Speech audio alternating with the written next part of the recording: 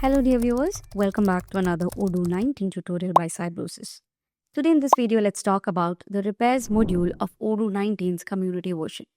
So I've already opened the repairs module. This is how it looks like. And the very first thing that displays in the community's repair module is the repair orders that you have so far in your system. So a lot of views have been provided by the community version. You have the list view for repair orders. You have the Kanban view, graphical representation of repair orders, pivot table, and also the activities. So let's go to the default view, which is the list view, where you have the repair reference, the schedule date, product to repair, the component status, customer, sale order, company, and status of each of the repair orders. So if you want to create a new one, you have to click on new, and such a window appears where this is the creation form. So you will have to create a customer. We have already created this purchase orders, sale orders, manufacturing orders and all. So it's similar. The creation is actually kind of similar to all those orders. So first of all, you have to add a customer. I've added a customer. Then you have to choose a product to repair. So repair order means something is wrong with the products and we are actually giving an order to repair the product, right?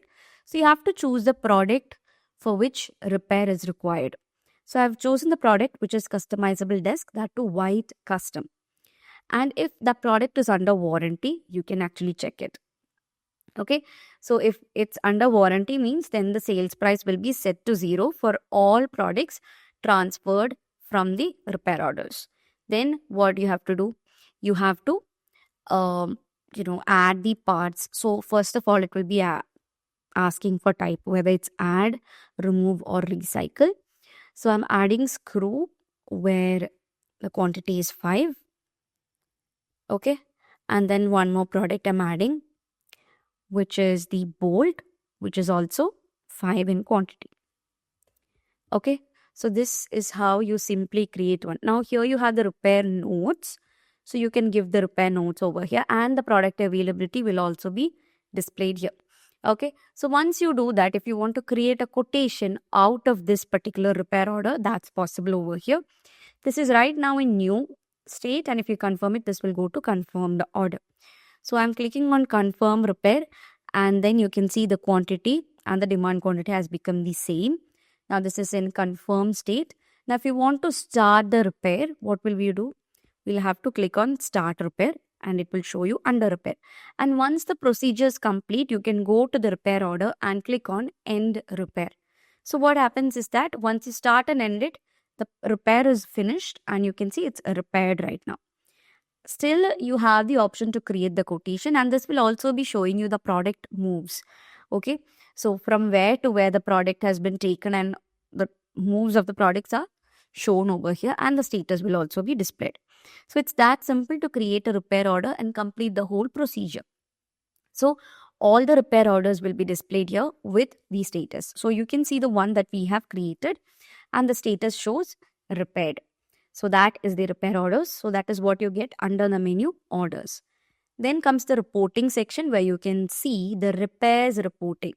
So this repair order analysis actually shows you the reporting of the repair orders that has been created so far using your repairs module. So you can see there are 4 different things and it shows you the count of each of the repair. Okay. So you can actually change the measure. You can change it to product quantity. You can even change the graph over here. Okay. So we have a very uniform graph. Then you have the list view of the repair order analysis. Okay. So for each product, how much repair order has come can easily be tracked from here. Then you can see the exact same thing as a Kanban view. This is the Kanban view, which is a card. And under each card, you get the reference of the repair order, the product, and whether it's repaired or not, as well as the customer name. Then you have the pivot table for the very same thing. Okay. As you all know, multiple measures can be added to the repair order. Okay. So that is the repair order. Then comes the configuration where you have the products and the product variant. So if you go to the products, you can see all the products which are present in your system. And then you can create a new product by clicking on new. The name of the product, I'm giving it as a table. You have to name the product over here. And you can make it available in any of these. By default, it will be available in sales and purchase. Now, if you want to make it available on POS, you have to enable this checkbox. Okay. Similarly, you will have to enable the expense to make the product available in the expense module. Then you have to choose the type of the product. So a product can be of three types. It can be a goods, service, or combo. Then comes the invoicing policies, where the ordered quantity and delivered quantity are the two different policies that you have. Then you have the quantity on hand. So the on hand quantity can be updated from here. Okay. So if you click on this and if you click on new, it will help you to add the on hand quantity. So I'm adding the quantity to 10. Okay. Now if you go back, you can see 10 quantities on hand. Okay. Then comes the price related data.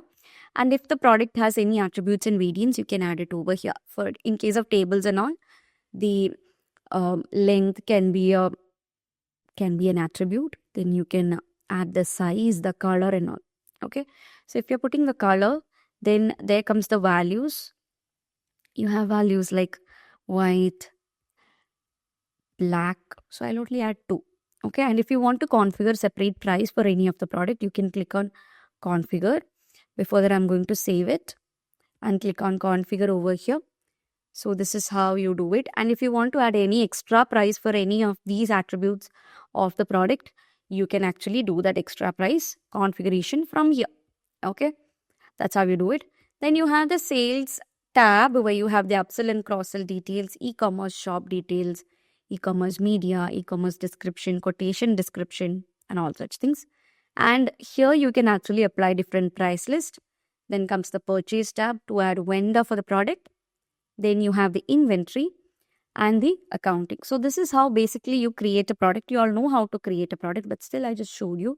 And on top, you have a lot of smart tabs where the product is going to be involved. I mean, if the product is involved in any of these activities, then the count will change and it will be shown over here. Okay, so that is the products. Then finally, we have the product variants. So these variants are simply the different products. For same product, will be having different attributes and variants. So each of the attributes or variants are shown as discrete products in the product variant. So if you take a look, you can see 2 acoustic block screen, but the variants differ. So that's how the product variance takes place. So that is a very simple module, which is called the repairs module. So this is how the repair module in community looks like. It's that simple. That's it. Thank you, sir.